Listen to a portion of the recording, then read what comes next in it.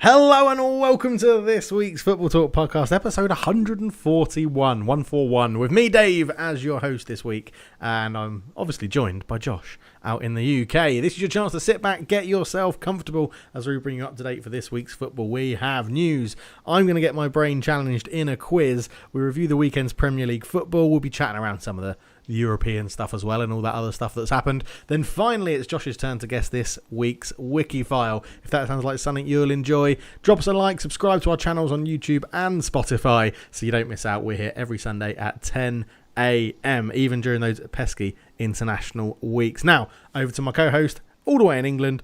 Hello Josh, how are you? Hello David. Good. Hello. I asked you how you were and you ignored the question. So no, yeah, it's one of those ones where you feel like I just answer what I want to answer. Like sometimes people will go, "Hello, Josh," and I'll tell them how I am. But sometimes they'll ask me how I am, and I'll just say my name. Just keep them guessing. Oh, nice. Yeah. How are you? But I'm all right, Dave. Yeah. Very well, thanks. What? Good. So you're doing all right? I'm doing okay, thank you. Yeah, it's sunny. It's nice. We've opened up from lockdown. I've managed to get a haircut. He's had a trim. And looking good. Fine. So thank you. Yeah. Well, you always look good. It's been a pretty. Well, I'm not sure. That was a hell of a haircut I was rocking previously. It was. It was. But you still look good. It was just not your best. So yeah, I liked it, and I liked that Harry Kane obviously adhered to the lockdown rules as well. Obviously, a lot of footballers got their haircut during this time. Harry Kane, obviously one of the greats, waited until barbershop. He may have not even gone to a barber's. I doubt he went to a barber's. He probably got to have someone come round to his house, but he waited until April the 12th to get his haircut, and he's looking dashing, and it bode well. He wasn't sad. Is it Sansom? His hair? Yeah, it was, wasn't it? Lost his power. Yeah. Did lose his power. Well, he has hurt his ankle though, hasn't he? Oh, maybe there's a correlation there. We'd have to look back. That's true. Hair length and ankle strength. That would be niche for a podcast. That would be very niche for a podcast. Yes, this week on hair length and ankle strength. We've got a comment in already. Josh looks like a ref from Italia 90. I do agree with that. Absolutely rocking it. Take that. Yeah. Absolutely rocking it. Quite a lot's gone in. So let's dive straight into it. You can kick us off. What's your first piece of news? Let's go with Champions League football during the week. Okay. Yeah. I feel like part of me is watching my ex-lover or something like that, Pochettino taking PSG, beating Dave's pick for the Champions League title for this year, and putting him into the semi-finals. And I'm just a bit sad to see PSG have to play Man City because my pick is Man City, but yeah. I would love to see. I suppose I want one of those two to win. And you look at obviously the semi-finals are made up of PSG, City, Chelsea, Real Madrid. It's not often Real Madrid are the good guys when you look at how they're owned. It's like oil, the country. Yeah, I know. It's very strange. It's very strange that Madrid. Who do you want PSG to win because of Pochettino? Is that the? Yeah, I want PSG. Or I'd say Man City first because. Oh, okay. There's just I have no ill feeling towards Man City whatsoever, actually. Yeah. But PSG because of Pochettino, Real Madrid because because I don't like Chelsea. Yeah, okay. If a bit of a hypothetical for you. Okay. If Man City were to sign Harry Kane, would you then back Man City to want Man City to win in the Champions League if Tottenham weren't in it for Harry Kane? Yeah. Oh yeah, definitely. That's who my pick would be for Harry Kane to go to. Okay, yeah. So I want him to beat Alan Shearer's record. A stat that came out of this, which blew my mind because they've both been kind of Champions League stalwarts, is that Chelsea and Real Madrid never face each other in the Champions League. Crazy, isn't it? Yeah, crazy. So, I mean, it's part of it's down to their their strong seeding. So they never really meet each other in the groups, and then they're good in the Champions League, so they probably wouldn't face each other in the next round because they would probably both win their groups. But you just kind of think that everyone's met each other at some point, but they haven't. Very true, and it could also be the start of a potentially double Europe All England finals, potentially. United, Arsenal, and City, Chelsea. Which I hate to see. Yeah, Spurs nowhere near it. So you don't want that? The same as 2 years ago, isn't it? Wasn't that Chelsea, Arsenal, Spurs, Liverpool? Was that? Yeah, I think you're right. Actually, yeah, I think you're right. So yeah, I don't like it. I don't really ever want to see English teams match up in the Champions League because I get to see it. I want to see new stuff. Chelsea versus Real Madrid, new stuff. Yeah, okay. I always love seeing new stuff. I don't want to see. I especially don't want Spurs to face anyone. Oh God, that was just horrendous. Because I know fans of those clubs, so it makes it insufferable. Yeah, okay. I wouldn't mind facing Arsenal though, because I think we'll beat them in the final. So yeah, I would say you now. So let's quickly tie up the Champions League then. So obviously, Liverpool lose. Real Madrid. I looked at that Real Madrid side, and it wasn't exactly an all-star Real Madrid 11. You obviously pieced together back four. You got Courtois isn't like a. If you're looking back at greats, he'll be up there. He's a good keeper. I mean, Nacho and Militao at centre back. They had a backup right back. But it's just the mentality of Real Madrid, isn't it? They are like, yeah, we are Real Madrid. Part of me wants Real Madrid to win it because they can't be that argument of, wow, it was only Ronaldo that won you the. Like, it's because you had Ronaldo, that's why you won the Champions League previously. It's like, he's not there. They don't really have do they have a standout superstar? I'd say no. Like you're saying, it's a squad. It's a team. Modric. It's that midfield, which is just just absurdly considered. Like Cruz, Modric, Casemiro. They've just been there. They've been there throughout all of their Champions League recently, isn't they? And Benzema stepped up to play, but that attacking three isn't exactly something to write home about. Asensio and Vinicius played. It's like I don't think many people would go, I'd like that as my front three in the elite. But Chelsea managed to grind out results, and Tuchel is doing his stuff, as we'll talk about later on. PSG, Man City. I feel like PSG are set up to beat Man City, but PSG can play on the counter. I mean, when you've got Neymar and Mbappe on the counter, is that as good as it gets on the counter attack? For this season, yeah. I think, obviously, looking at previous seasons, you'd say Mana and Salah. Mana and Salah were probably the best counter-attacking front two you could have with a long diagonal ball. But, yeah, probably this season, Neymar and Mbappe against potentially just John Stones and Ruben Dias at the back. Maybe Laporte if he to replace one of them. But a 2-on-2, you'd favour the strikers in that. Definitely. So. Yeah, that will be a fascinating matchup. But Europa League, obviously United are in there versus Roma and Villarreal, the Arsenal. Villarreal looking for redemption. That was a season that Arsenal got to the Champions League final, wasn't it? Juan Roman Riquelme missed penalty is what I remember from that. Yeah. In the Yellow Submarine. Arsenal lost the final after going 1-0 up, and Jens Lehmann got a red card. Yes, they did. And then it was it. Henrik Larsson and Belletti came on, wasn't it? And I think maybe both were involved in goals. Belletti scored the winner to make it 2-1 at the near post. Because I won loads of money off that game at university. Loads of money. Loads of money. I say loads of money. It was loads of money off the bet I put on. It was like a £2 bet and I won like £200. So something like 180 quid. But anyway, so it's going to be interesting because it's also the return of Unai Emery.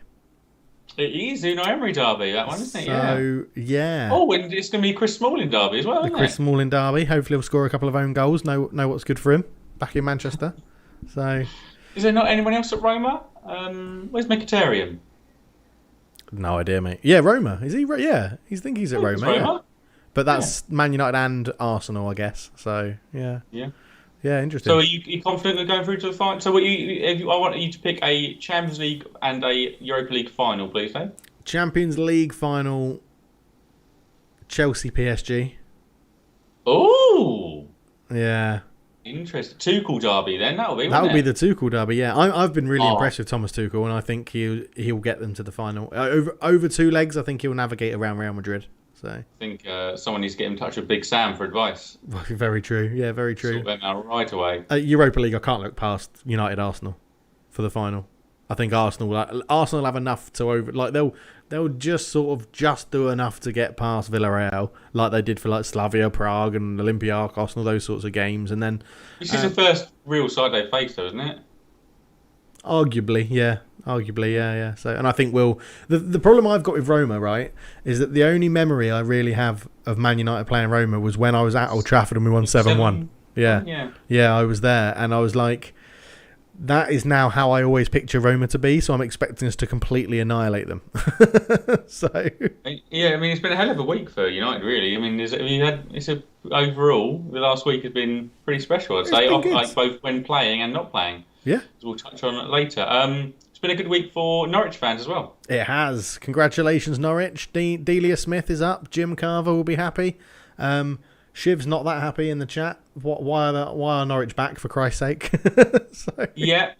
So I was chatting with a friend of the pod, Jim Carver, yesterday. He gets more enjoyment of the promotions and running away with the league in the Championship than he does kind of lower table obscurity. So I think he prefers being the yo-yo club rather than the kind of just being around, kind of what I suppose as Stoke did and kind of grasping onto Premier League status. How would you reckon you'd feel?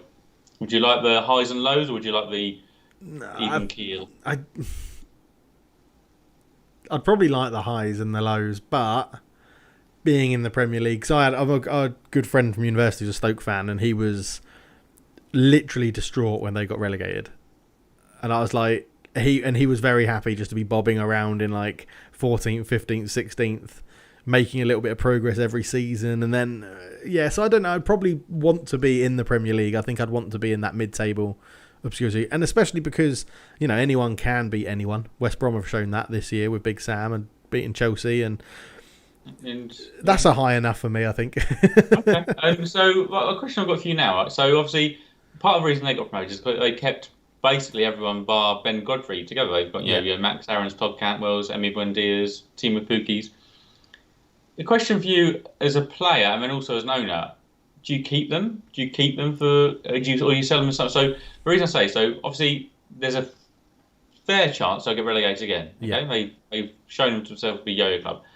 So you could, if you sell your players now, obviously they're not at peak price, because if they had a good season again, they'd be a higher price. But if they have a bad season and you get relegated again, they'll be a lower price. And also, as one of those players, do you think, hey, I'm coming back into the Premier League, do I stand a better chance maybe moving to another side who have a better chance of staying up? So what do you reckon? Would you... As a player, if a bigger, the phrase I should phrase this is more established. If a more established club who you think as a player are going to be safer in the league, you would move. Like if they came in for you, you would say, prime example is Max Aarons, isn't it? That's probably the player that's going to be the most profiled and rumoured in the transfer window.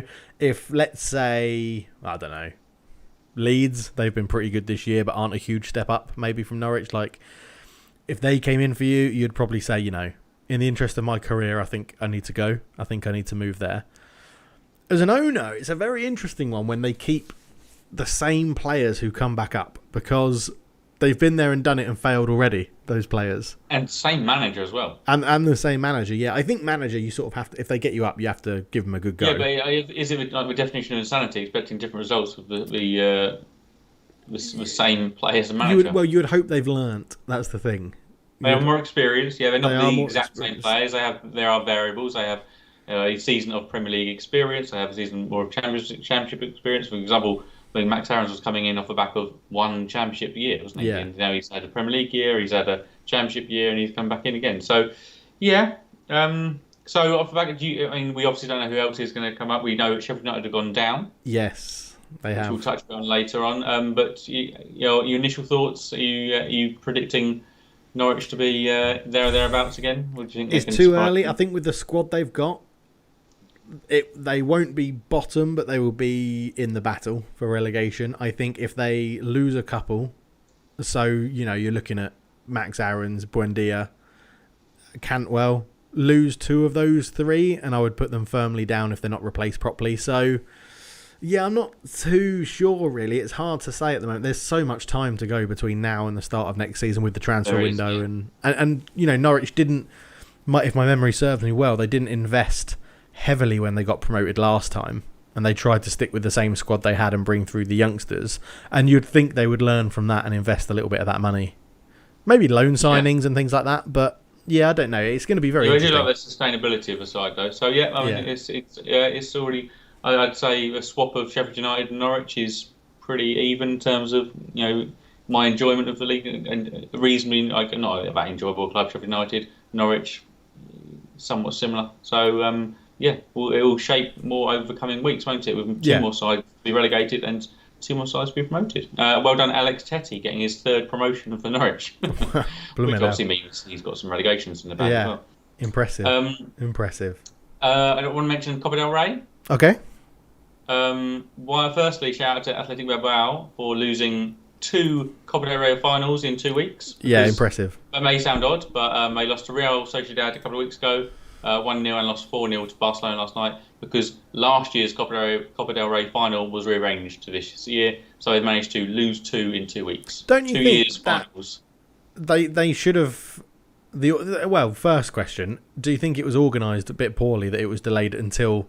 So they were both in the same week? Because it seems a bit weird. Probably there could have been a gap at some other point. Yeah. Thought. And then do you think they've done that because they were like, no, that it won't be the same. No, neither of those teams will be the same. The probability. Yeah, you got Sociedad and Bilbao. I was like, come on, it's going to be the big boy, isn't it? Yeah. Oh my goodness, Bilbao there again. So I mean, yes, but the other shout out is for the greatest of all time, Lionel Cristiano Messi. Ronaldo. What's he done? Not much, that's why. Messi just rolling back the years and scoring absolute, so good. It's Have you seen, there's a view that's just come out of it from behind the goal where he scores? Yeah, I've seen that. Yeah. That's the first view of it I saw, actually. Oh, okay. That was the last one I saw, and it was a very nice goal. Part of me is like, I feel like the keeper should do a bit more, but he's just not expecting the shot to be that placed. Well, at the moment, you always feel like this is inevitable. And but my favourite bit I shared on our Twitter account was all the players lining up to have a photo with Messi, like he is just there, and they're at a Comic-Con, and they see, pay £10 to have your photo with this man, but they are actually his current teammates. And do you think that reeks of this is the last trophy, the last season? I don't know. The problem with Messi is that I can't picture him. I just literally can't picture him playing anywhere else. Like, you know how we always discuss, I could see him in this colour or this colour, yeah. I just can't see Messi doing it. I think he'll stay. I think he'll stay another season. I think this is the players not knowing what's happening. Like, and it's the clip you posted as well was all the young players that have not played with him for very long. Pjanic was in there, and you just know all the other players are stood there going, I wish I could do this, but... Yeah, true. And they just felt afterwards they regret it. It's like when you see a celebrity in the street, and it's like, I wish I'd gone up and asked for his autograph or shook his hand. They're just now regretting it. Yeah, true. Very true. He is very... that was an incredible final for him, yeah, an incredible final. I would say props to Ronald Koeman. It steadied the ship somewhat at Barcelona. I fully envisage them to attack the free transfer market in the summer. I would say a Memphis Depay, a Wijnaldum, an Eric Garcia. Yeah. They can get all 3 of those. That's and one of those is young. And Memphis is an interesting one. He's one that I can't see him in a Barcelona top though. Like the colours don't fit. It doesn't work for you. Red and blue stripes. It doesn't work for me. It doesn't work for me with Memphis Depay. But I think he brought some youngsters through. He's obviously won a trophy. But the Messi talks abated, not partly due to Koeman, but the presidential piece there. But it's less of a basket case than it was kind of 6 to 12 months. I think just while we're touching on the Messi transfer saga, I think what's actually calmed it all down is that Aguero's come out and said he's not going to stay, and Messi has said if you sign Aguero, I'll stay. So I think everyone's just assuming that Barcelona are going to go all out and sign Aguero. There you go. You've got another free transfer. So, This is Football Manager dreams right now. You go. I can get Aguero, Depay, Wijnaldum, Garcia and Wijnaldum will seem like done deals for me. Until you see the wage bill that they've got and they need to cut down and All right, that's all I have from news this week. Dave, unless you have anything else? Yeah, one very quick one that I think was announced today. I think, yesterday maybe. Hans Flick. He said he wants to step down. It hasn't been agreed with the club yet, but he wants to step down. Nothing to do with the fact that Joachim Löw is stepping down from Germany, is what he said. But he then also said in the same sentence, the German national team is hard to come down if you're approached by it. So, well, maybe he's just thinking, I want to keep myself in the loop for the potentially vacant Spurs job. I don't know. Yeah. Yeah, he's Potentially. Potentially. But it also does scupper your Nagelsmann plan, I reckon. Oh, honestly, I feel like Bayern, you've got it good. You do not need Nagelsmann. You can just have someone else. Someone else. You go for Maurizio Sarri, who I'd forgotten existed until he was linked to Spurs this week. I was like, oh my goodness, is that where we're at? I don't know. He also had a really good stint at Napoli, Sarri, and but it just doesn't quite. I don't know. It's not. It seems like it wouldn't be a Spurs fit. I don't think. That's the thing. It doesn't feel like a Spurs fit. It's not. Can't see him in the old tracksuit, Spurs tracksuit. No, exactly. But no, that was it. Yeah, I just wanted to quickly put that one in. So yes, we will move on, Joshua. And I don't know. I very rarely call you Joshua. I don't know why I've done that. We've got a quick question in chat. Any news on Harry Kane's ankle? I don't think we've heard any more yet. But no, he didn't leave the stadium on a boot. He was slightly hobbling out, but I would be surprised to see him play midweek. And I think we'll see him at the weekend. Worse news, it seems, for Kevin De Bruyne, who seemed like he had a more serious injury. So it'll be interesting to see if we see him. Yeah. But it's one of those. I do every time Harry Kane's on the pitch. I'm wary of his ankles, and it's always the innocuous ones. It was a player rolling over in the box, I think, and not nice to see. But I would expect to see him in that final. I think he'll do, and he'll probably have a repeat of the Champions League final where he's clearly not ready to play. Yeah, probably. Yeah, probably. All right then, let's move on. Should we go to the quiz? Let's do it. Ooh la la la la la la la! It's quizzing time, and to give you see if you can devise what this quiz is about. It's titled, and I'll sing it in the way it's intended, Spanish, Spanish, Spanish. This, in front of Dave, is a list of 13 players. Well, not a list of their players, but a list of their current/final league club. And these are 13 Spaniards who had appeared for Chelsea. And so I've given him the time that they were at the club, so you can see the 3 present players there. So Dave should have no problem whatsoever getting those. But if you can take it away, Dave, we'll read through the list as we go. Some obviously retired, some are still there, some are still playing elsewhere. But take it from here, Dave. So, 13 players play for Chelsea who are Spanish. Okay, right. Well, I'm chucking in straight away. Dave Azpilicueta. So first one is a current Chelsea player, 2012 to present. That is Cesar Azpilicueta. Okay. Second one on the list, current club Monaco, played for Chelsea 2014 to 2019. Who have we got here, Dave? Cesc Fabregas. Which is, I don't remember him playing there for 5 years at Chelsea. He had a bit of ins and outs with managers, didn't he? Yeah. He was flavour of the month for some and not for others. I think I don't know how long his Arsenal time was. Much long. Oh well, yeah. When did they sign him? It was 16. Probably about 8 years, I'd say. 16. Yeah. To 24. Barcelona for maybe 3. So his Barcelona time was pretty shorter than his Chelsea time, I'd say. Yeah, that's what I find strange. Yeah. But we have current club Roma. You'll be facing him in the Europa League. Current club Roma. 5 years at Chelsea, 2015 to 2020. Who we have here? Struggling with this. Oh. Chelsea, ex-Chelsea player. Chelsea. Playing at Roma right now. Is at Chelsea for 5 years. Just going to bring up the old Roma. I do like his AS Roma. I do like that as a look of it. It's nice. Yeah. Might have to come back to that. I'm trying to rack my brain. I feel like I should know. No, pass. Yeah, come back to that one for a half a point. We haven't had a guess yet. Oh, that's true. Okay, come back to it for a full point. Okay. We'll go for current Chelsea player, 2016 to present. Who you got?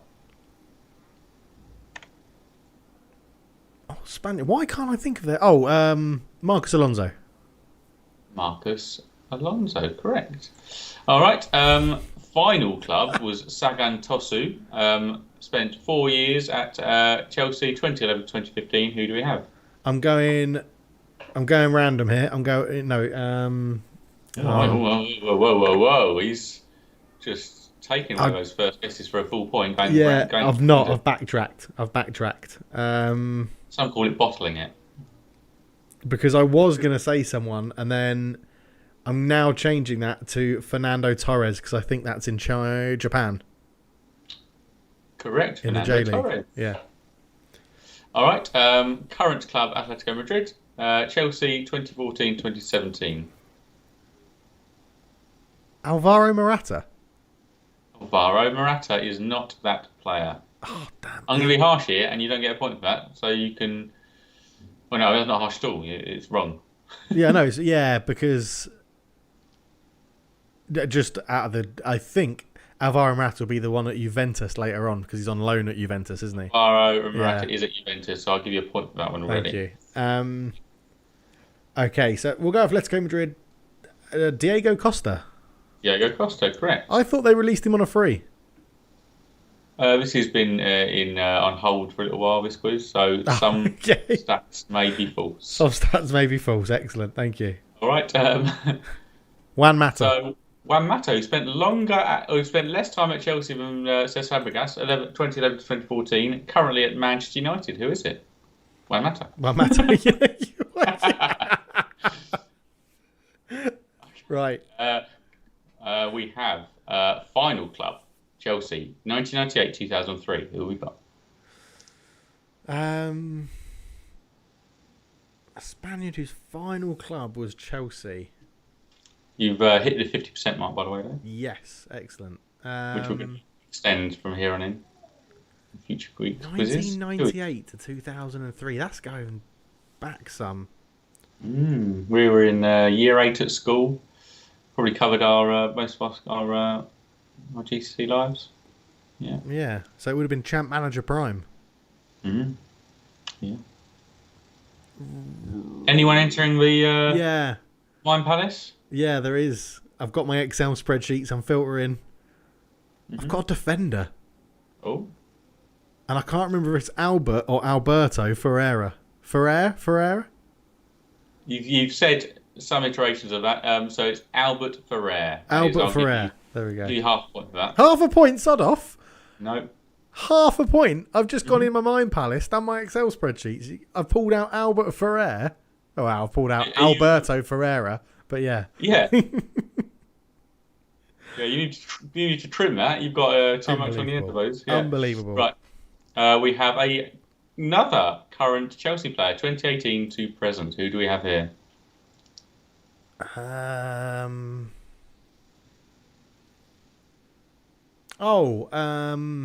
Azrizbalaga. It's half a point if you can't pronounce it right. Shut up, Kepa. It is Kepa. We have mentioned number 10, Juventus player Alvaro Morata. We have a couple of retirees coming up now. So we have final club was Levante, a season, maybe 2 at Chelsea. For which Spaniard? I'm looking forward to the next one's my favourite. I think I'm gonna pass Levante, Spanish, Chelsea, 2005. These won't take away from your guesses, but what other Spaniards do you have in your filter that are unallocated clubs? I don't. I'm running. Okay, I'm really running low. I've got 3. 13. I've got number 13. It's 11 and 12. I don't have. Yeah. Okay. So we don't have the final club Levante. We don't have. Next one is final club Biggleswade United. Was at Chelsea 02-03. You don't have that. No. The 13th though, unlucky for some, but you have this current Southampton player 2011-2015, who is a Spaniard. Oriol Romeu. Oriol Romeu. So we have those 2 vacancies, and we also have number 3, the current Roma player. Do you want to offer anything on that, Dave, before we move on to reviews? Oh, Pedro. Pedro, yes. Yeah. Just quickly touch on the current Roma squad. We have Chris Smalling. I'm not going to mention ex-Premier League footballers. We've got a few. We've got Chris Smalling, Dzeko, Pedro, Paul Lopez, who had a loan spell at Spurs, David Santon, Jordan Veretout of Aston Villa fame, Federico Fazio of Spurs fame, infamy. We have not an ex-Premier League, but we have Javier Pastor, everyone's favourite attacking midfield Argentinian. And we do have Henrik Mkhitaryan. Serie A loves an ex-Prem player, don't they? Yeah. At the moment. Yeah. So it should be there'll be some familiarities there. Yeah. So are we coming back to the quiz at the end? We'll come back to those two. Right. We'll come back to those two. Okay. Right, let's move on. You could put me out of my misery, to be honest. Oh, right. I've got nothing. I've got nothing. Okay, so I'll just give you a clue on the Levante one. It is a left back. It was a left back for Chelsea. Quite aggressive, I'd say. He's in the Frank Kidru school of left backs. Quite large. Probably had a red card or two. 2005 to 2006, Spanish left back for Chelsea. No, nothing.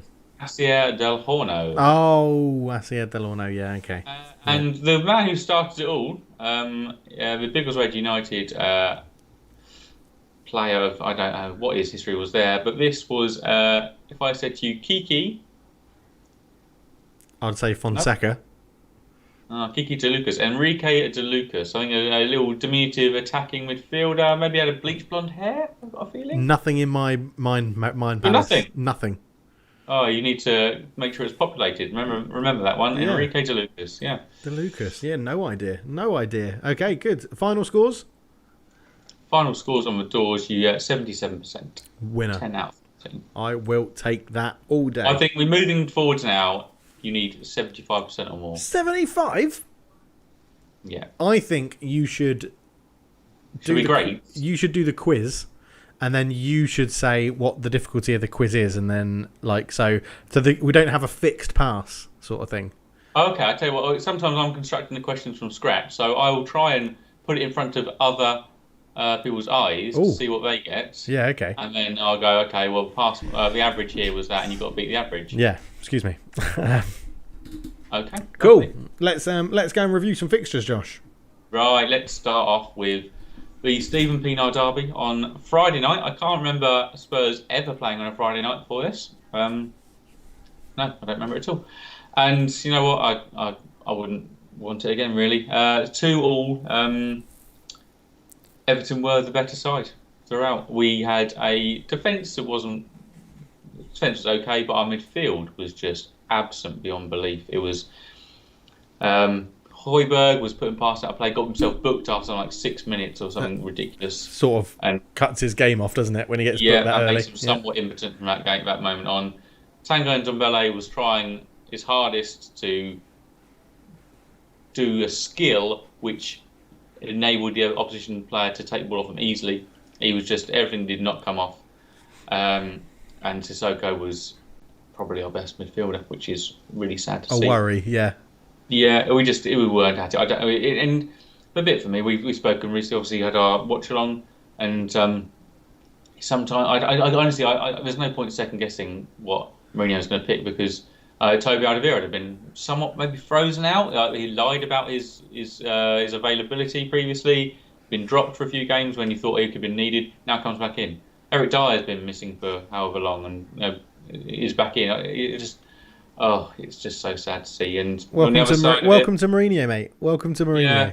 Yeah, I'm nearing the I'm done with him point. But Everton had obviously a bit of a disjointed back four. I think you appreciate Yerry Mina in this sense, because Yerry Mina was missing, and they had Mason Holgate and Michael Keane. And it doesn't take the expert analyst to see here they weren't comfortable playing with each other, because Michael Keane basically didn't trust Mason Holgate to do anything, because he tried to interject at 2 points when he probably should have had a call from Holgate or just trusted his other defender was going to get it, and Harry Kane mopped it up. Personally, I hate seeing Gylfi Sigurdsson line up against Spurs. Do you know what? Yeah, I hate seeing him line up against Man United. The amount of times the free kicks he scored against us, I hate it.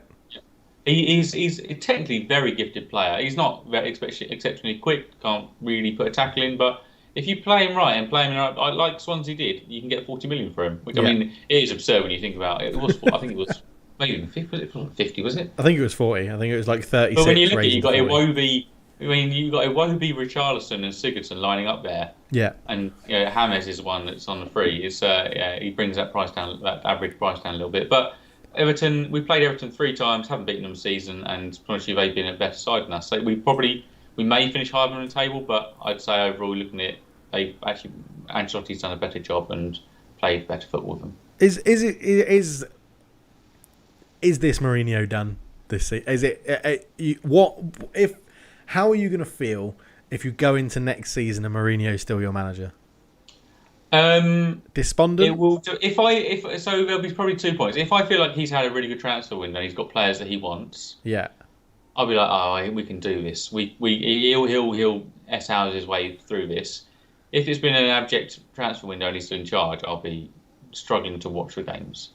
If we have a good transfer window and someone else is in charge, I'll feel better. If we have a bad transfer window and someone else is in charge, I'll feel better. Okay. So a follow-up question, as if this was a press conference. Mm-hmm. Will Levy give him that transfer window if he stays? Is it sort of that's the thing? If he stays, he has to have that transfer window, or is Levy just going to be like cut the cord and? It's funny because I think Mourinho's probably been given more chances than any other Spurs manager. Like we've had Martin Jol sacked during a match before. At half time, he was sacked, and you have Pochettino, probably our most successful manager in Premier League era, has been done away with. He was performing no worse than what Mourinho is now, and that was off the back of lack of investment. He just invested and was having a tough start to the season. So I can't. It's really hard to second guess. I would suggest he's going to cut the cord because it just looks like there's just no plan. There's just so little confidence. It's really. I haven't seen a confident Spurs for a few years now. It makes me sad. Okay, so Ross, quickly with a question in chat, just saying, do you think if fans being in the stadium meant he would have gone already? I think it's harder to ignore the boos or maybe empty seats. Maybe I don't know what would happen. How strong how vociferous it would have been. But I think, but at the same time, fans in the stadium I think would have helped the side in the times when we were off that back of that. We'd just beaten Man City, Arsenal, and I can't remember who it was, Liverpool. I can't remember who we just done well against. Had a good run. And then we kind of sat back. Those times when we sat back and defending, fans wouldn't have allowed it. They would have They would have encouraged the team on more. So we wouldn't. It's hard to say. Fans being in, but I don't think our performances would have been the same with fans in. So you can't have one without the other. True. I would still say that Mourinho didn't change his attitude to tactics when United fans were all chanting "attack, attack, attack." No, but I feel like there's a certain amount of it is just how the players. Just sit back at times. So they can't. You get the tension and you get the kind of the impetus from the crowd sometimes that hasn't been there. But we go on. Spurs have a very slim chance of top four now. I'd be amazed if it happens. And we play Southampton midweek to probably Dr. Tottenham's on his way for Southampton who can't buy a win in the league. Talking of buying wins in the league, and just an upturn in form, we have the Denver Bar Derby. And wow, this was Steve Bruce in a microcosm. I'd say getting away with it. 100%, 100%. I mean, I part of me is like, that's not all Steve Bruce's fault. Like the players must have got so complacent. Being obviously those that don't know, Newcastle were 2-0 up and West Ham down to 10 men, and I sort of felt. Sorry isn't the right word. Maybe a bit of sympathy with Steve Bruce when it went 2-2 because I don't think he would have gone out there and said we're just going to sit back and you can take your foot off the gas. The players visibly dropped off in performance, and there's no way that is managerial instruction. No, exactly, no way. Exactly. And I feel like it's just I don't know what I want to happen with Newcastle anymore. I was very excited when there was rumours of them being taken over. That's gone a bit quiet. The rumour is now if they stay in the league, the takeover will be accepted and it'll all go through. I just don't know what I want with Newcastle anymore. I just want St Maximin to leave. That's all I want. I would take him in a heartbeat. Yeah, so that was great, wasn't it? First, however many minutes, and was it Craig Dawson got his book for that mistake, and then he's through, and then I feel a bit sorry for Issa Diop because he stopped the goal. And then if he wasn't there, the goal would have just rolled into the net. Yeah, he's almost got there too quickly. He needs to come a bit later to it, and he can turf it out. But shout out to West Ham. The last 4 games, West Ham. So we have Go 3 up against Arsenal, come back to 3-3. Yeah. Go 3 up against Wolves, they win 3-2. Go 3 up against Leicester, they win 3-2. This is another 3-2, but unfortunately they did not take the lead in this match. They went 2-0 down and clawed it back. But then Joe Willock again, being a difference maker. He scored against Spurs the other week to draw level late on, and he again does here. So becoming a bit of a super sub, isn't he, Joe Willock? Yeah, but loves Arsenal in disguise, attacking West Ham and Spurs. Yeah. I would say now Newcastle are all but safe. Yeah, what is it? 9 points ahead of Fulham, I think. With a game in hand, yeah. Yeah. I mean, if Fulham have a Man City-esque run of form, Newcastle need 4 points in the remaining. 8 games, 7 games? Should be doable. Should be doable. Yeah. So, West Ham challenging top 4. You think they're going to be leapfrogged by Liverpool now after that result? Liverpool now only have the league to focus on. Yeah. So they can be rested, and the high press can come back, and players can come back from injury. So that would I'd say Liverpool are danger. You got Leicester. I know Leicester in the FA Cup, maybe a distraction. Chelsea FA Cup and Champions League. If they play each other, Chelsea and West Ham play each other next weekend. Yeah, that'll be interesting. I'd say if Chelsea win that, then it makes West Ham's job a lot harder. But I would say they are a very big outside chance. I'd say they're just ahead of Spurs in terms of their chances, but I'd say that we're the bottom 2 have a chance of getting that top 4. And of course, the whole country is praying that Jesse Lingard doesn't have a really bad hamstring injury, because he's our hope for the Euros in this form. Absolutely, so. Don't want that metatarsal getting injured, do we? Yeah. So, but in all seriousness, though, that will be a big hit for West Ham if Lingard is out for a period of time with a hamstring injury that he walked off with. So he has hit the ground running and stuff. Love the rumours that are flying around as well at the moment that David Moyes is in to try and bring Fellaini to West Ham. Brilliant. Absolutely love it. Getting back from China. Well, we had the same thing with Mourinho and Fellaini. It's like they just write themselves like, what's his ex? Are any of these players who are on a free, or any of their ex-managers currently managing the Premier League? Yes, bring them in. Yeah. But I mean, Souček and Fellaini in the same side, that is headers, elbows galore. That is. It'd be incredible. I want to see it. So I'd love to see someone generate a kind of a ridiculously sized 11. Bring in Dan Burn at left back. Andy Carroll up top. Oh, Andy Carroll! My goodness, what a fall from grace. He came on as well. Weirdly, Newcastle just scored, and to shore things up defensively, Steve Bruce brought on Andy Carroll. So. Yeah. Mark Souček. It's like the reverse Stuart Pearce with David James. Yeah. Let's bring on the attacking players to help defend. Yeah, exactly. So, yeah, interesting though. Well done, Newcastle though. Well done. A needed win. There's definitely been an uptick in their performances. They were a better side against Spurs. There is a good footballing side in there.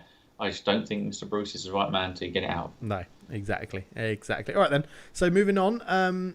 We'll stick with the Premier League at the moment. Wolves have relegated Sheffield United. So Sheffield United are down and out now. 1-0 loss to Wolves. And it was Willian Jose's first goal that did it, actually, for the club. So yeah, I mean, that in that statement alone makes you realise why it's hard to sign forwards from abroad during the season. Or even just because he's been here, 3 months now? He's been unlucky, some offside goals and things like that. But you sign him to score goals and replace Raul Jimenez's goal tally, and his first goal comes mid-April. It's always going to be tough. It's always going to be tough.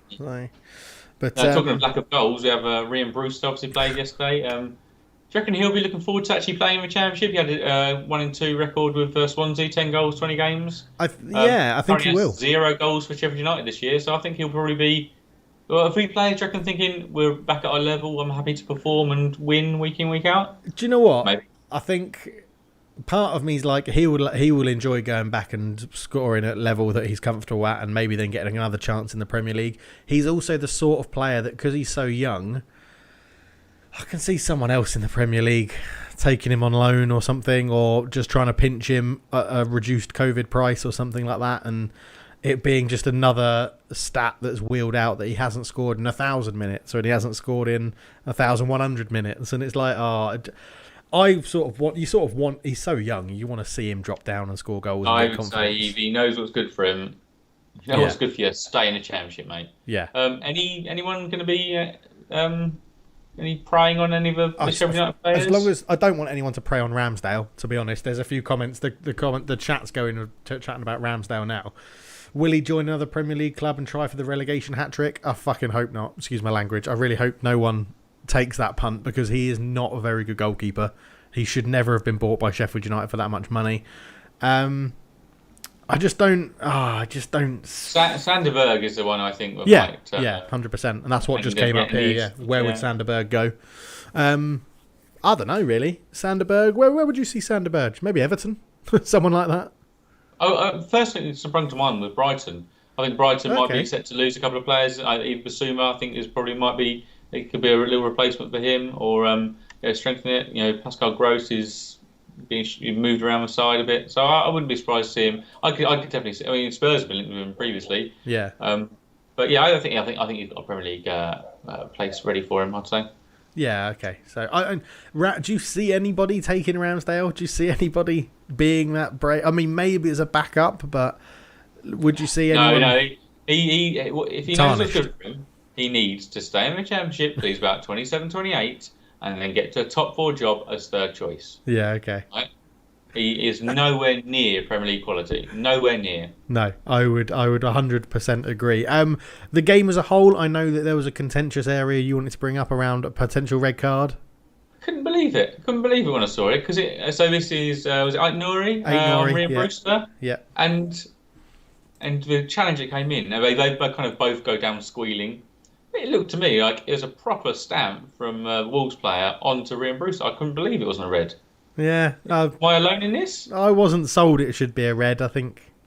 I'm just not sold. I don't think it was a deliberate malice. I had another one, actually. I don't know if anyone saw it during the week. Opening minutes, Champions League match, Liverpool v Real Madrid, and James Milner goes in hard on Benzema. Yeah. Catches him across the ankle. I couldn't believe. Probably they're not talking about it because it's Steve McManaman who's. We won't talk about Steve McManaman. He was on comms, and no one mentioned it. No one mentioned that was anywhere near red. I was like, he's literally caught him across the ankle and properly hard. Yeah. And I feel like about 20 minutes later, Casemiro absolutely takes James Milner out on the byline and rolls in. So it's one of those good ones where he rolls into the manager's technical area, and he's like. Casemiro has a strangely chubby face. He does, yeah. Yeah, but yeah, I reckon there was a little bit of chat going on there. He saw what happened, but I couldn't believe that no one's talking about that. Yeah.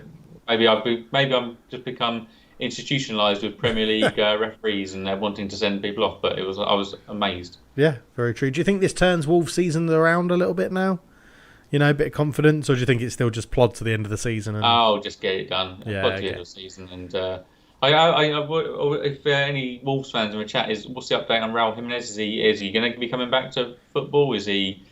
Is it? Obviously next season I don't think there'd be much benefit. Maybe come back before the end of the season. But next season is it a chance? Is it kind of Ryan Mason type? It's false dawns and it's never going to be quite possible. Yeah, Shiv is in the chat, so he can give us if there's an update from Wolves or anything. I'm sure we'll come back to it and get his update. It's nice to see. Adama Traore getting back amongst it. Wolves have been super boring this season. Sorry, they have been really tedious. And then yesterday, you are playing at Sheffield United, but it was boring. But yeah, it's nice to see those moments of Adama Traore. Just he's last 3 games. I think he's got goal and assist. I think in each of the games, so a goal or assist. So that's always quite refreshing to see. You want to see with good attacking players performing and getting stuff. Definitely. Cool. So just before we move on to the FA Cup game that we want to quickly review, I'm just going to say a very quick shout out to say like and subscribe and all that good jazz. Share us around, share the pod and everything like that, because we really enjoy doing this and it's good to have live comments and people interacting and stuff like that. I like the fact that there's different fans chatting. So if you have a fan of someone from a different club, or get them involved so we can get the full feel of it. I'd love to have a full feel of all 20 Premier League clubs in here, and we can get a kind of a view from everybody. Yeah, definitely. They can call us out on our garbage. Exactly. Shiv's got an update. He's in training, but we're not going to risk him until next season. Hopefully, he's back to his best. And we're really boring. The perks of having a manager moulded in the Mourinho way. I know we were linked with him. We were linked with Sarri and Nuno this week, and I was like, oh man, this is what it's become. Yeah. No. I know. Anyway, FA Cup, Chelsea v City. Surprised? Well, Derby first. One, it surprised me it was on. It completely passed me by that it was on. I obviously realised beforehand, but I was like, well, this is... Because it always seems like much more of a bigger deal. The Sean Wright-Phillips derby, by the way. Sean Wright-Phillips, yeah. Wow, yeah, it surprises. I mean, all it takes is 90 minutes to go from a quadruple to a double. And... Because no one's going to call the League Cup... They'll include it in a quadruple. They won't include it in a treble. No. It's not a proper treble, is it? Because you can do the domestic treble, but you can never take the lower. You can never take the lower cup. Very fair point. Yeah. Yeah, you can never take the lower cup into the Champions League and say it's a treble. So no, not having it. No. Well, I mean, Man City lost it themselves by they made 8 changes. Yeah, not sure what Pep was doing. Goalkeeper. To go into a Champions League, a FA Cup semi-final, which is just the lack of... He shows the League Cup more respect than that. Yeah, I know. I couldn't believe it. And, I mean, the annoying thing, this result annoyed me most because they're going to be so up for the League Cup next weekend. I was like, oh, what? Oh, can they not just have more to focus on? It went well. They can pat themselves on the back. Now they're going to be annoyed. We're going to do a Watford. We're going to get obliterated. I mean, you were going to get beaten anyway, but yeah, now it'll be obliterated. I'm not saying it's a walk in the park before this, but this hasn't helped. Yeah, exactly. I feel like Zach Stefan for the goal. Just honestly thought it was Edison because they just might get trained in the same way.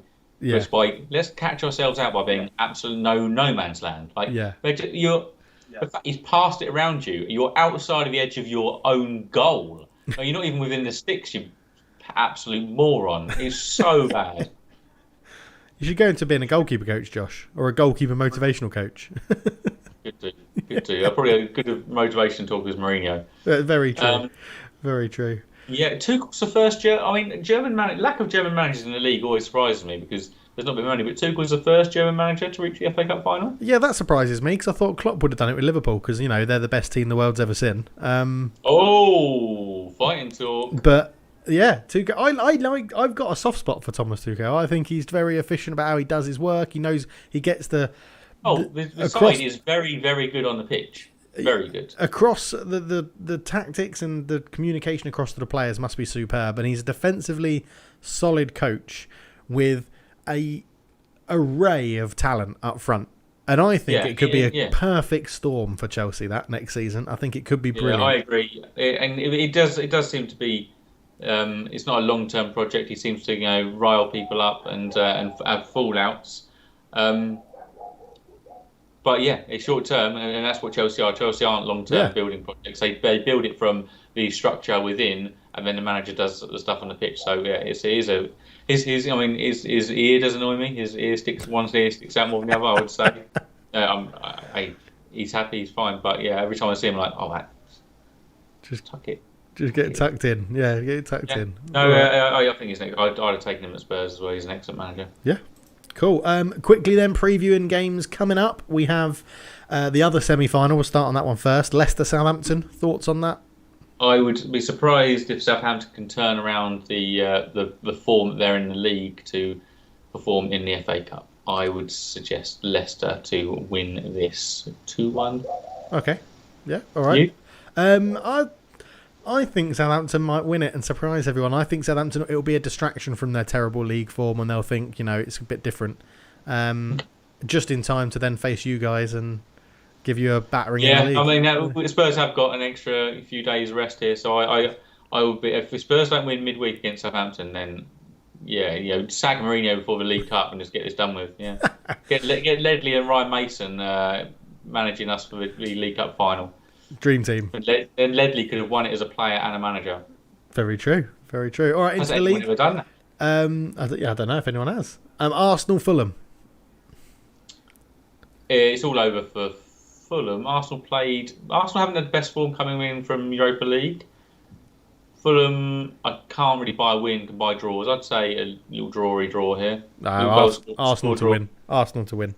2-0. Yeah? Yeah, Arsenal to win. United, Burnley? Oh, it's United all the way, isn't it? I hope so.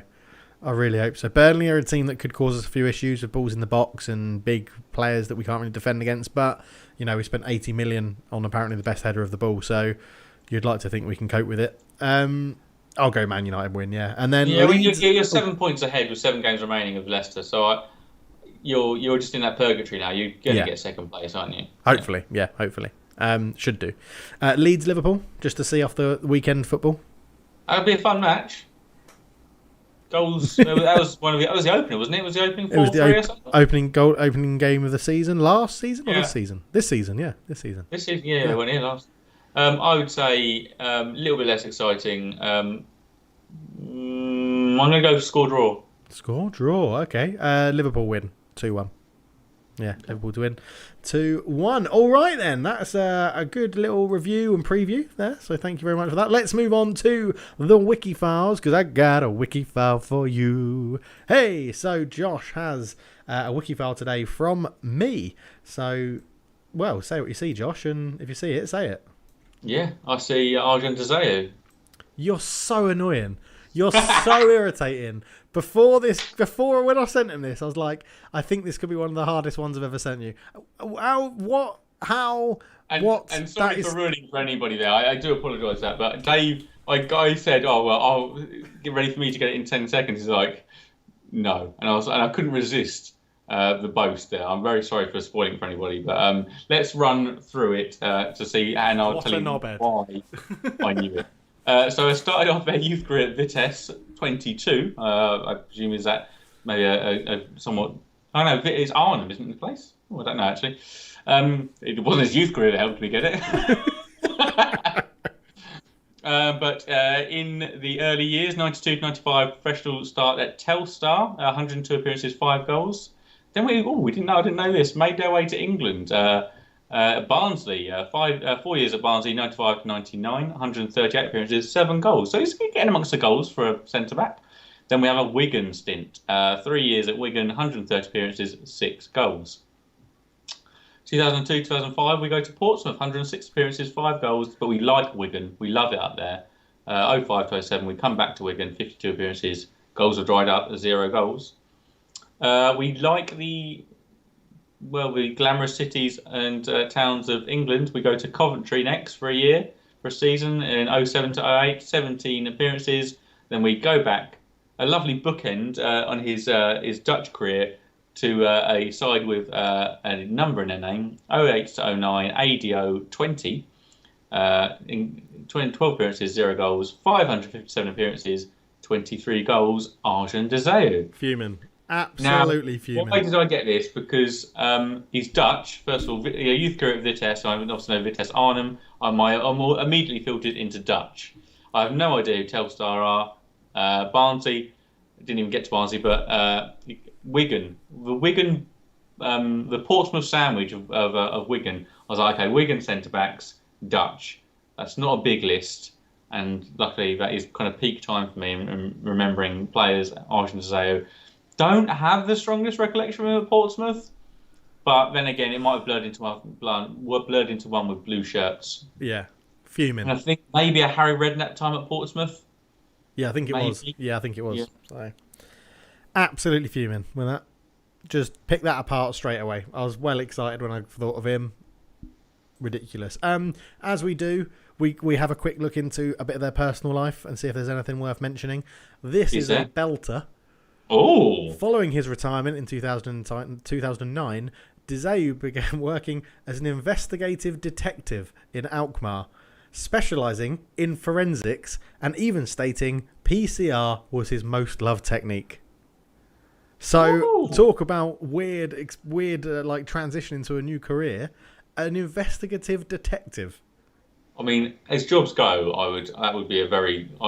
Is there anyone in the chat? Dave, you probably aren't, but Line of Duty is on at the moment. Have you ever watched any of Line of Duty? I haven't, no. I think Kate has. Yeah, I think Kate has. Oh, man, it's so good. It's on tonight, actually. I know Mother Ross of is God. excited about it. Ross is excited. Oh, it's so good. It's so good. But yeah, I think programs like that, like Broadchurch, all those, and other maybe kind of English look at it. But I love that kind of. If I think I could be, I would love that kind of investigative, like kind of crime, murder, mystery type thing to solve it. I wouldn't really like the seeing the dead bodies, but that investigative criminal activity, yes, please. Nice. But not many footballers go into that field. No, he must have been an intelligent guy to being around. I've got a feeling he had an education before, and I'm feeling that in commentary I mentioned, I was going to say I've got a bachelor's degree from Amsterdam University. I've got a feeling he's got something in his locker for that. There you go. Well, Josh annihilated my Wikifile very quickly. And ruined it for everybody else, so I feel... And ruined it for everybody else. Yeah, he did ruin it for everybody else. And that sort of brings us to... Not bad. Well, you went all a bit jittery there, so I didn't hear any of that. So it sort of does bring us to the end of the podcast, though, unless you've got any other business. No AOB. No AOB. Well, thank you very much for listening, everybody. Thank you if you've been with us live on YouTube. Thank you for your comments, your questions, your updates on your fitness of your players. Shiv, thank you very much. We'll hopefully bring some more news next week about Harry Kane and see how his ankle's doing. But yeah, if you do want to get a hold of us before next week's episode, remember you can find us on Football Talk. But remember, there's no A in football. That was on Twitter, I was meant to say, at Football Talk. But remember... hair length, ankle strength. Excellent. Right, well, on that absolute calamity, we'll end there. Thank you so much for watching. We'll see you next week. Cheers.